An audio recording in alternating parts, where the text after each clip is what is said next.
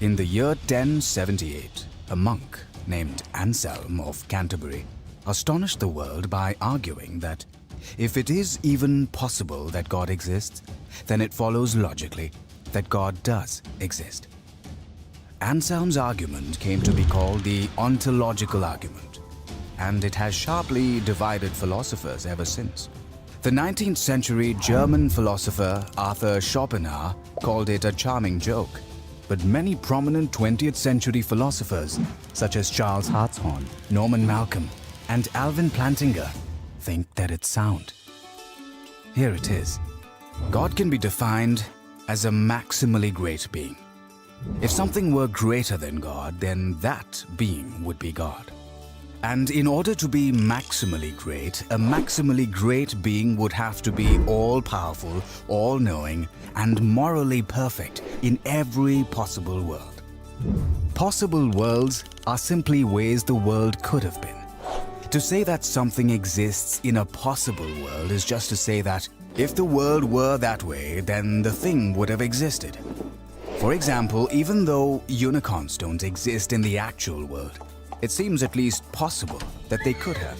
So we can say that unicorns exist in some possible world. On the other hand, a married bachelor does not exist in any possible world because the idea of a married bachelor is logically incoherent. It could not possibly exist. So if it is possible that a maximally great being exists, then we can say that he exists in some possible world. But wait.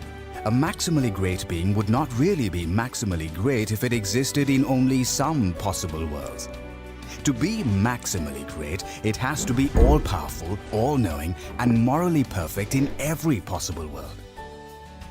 So think about it. If a maximally great being exists in any possible world, then it exists in every possible world. And if it exists in every possible world, then it exists in the actual world. That is, a maximally great being actually exists. Thus, the atheist has to maintain not simply that God does not exist, but that it is impossible that God exists. Here's a summary of the ontological argument. Steps 2 through 6 are straightforward and largely uncontroversial. But what about point number 1? Clearly, if it can be shown that the idea of a God is logically incoherent, then the argument fails. But is the idea of a maximally great being absurd, like a married bachelor or a square circle or the smell of blue? This doesn't seem to be the case. The notion of an all-powerful, all-knowing, morally perfect being that exists in every possible world seems to be a perfectly coherent idea. But couldn't we parody this argument and make it work for anything? Why not say, it's logically possible that a maximally great pizza exists. Therefore, a maximally great pizza does exist? However, the idea of a maximally great pizza is not like the idea of a maximally great being. In the first place, there aren't intrinsic maximal values that make pizzas great.